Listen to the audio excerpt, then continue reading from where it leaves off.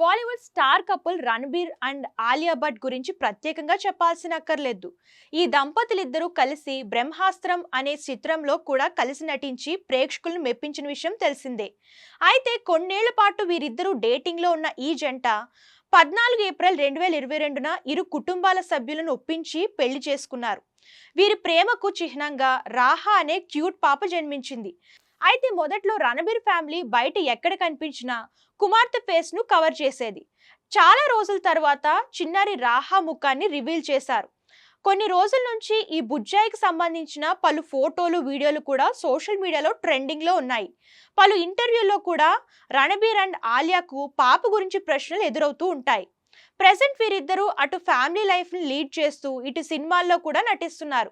ఇకపోతే చాలా రోజుల నుంచి ఎయిర్పోర్ట్ లో రాహా నెటిజన్లకు హాయ్ బాయ్ చెప్పి ఫ్లయింగ్ కిస్లు ఇచ్చిన వీడియో సోషల్ మీడియాలో వైరల్ అవుతున్న విషయం తెలిసిందే.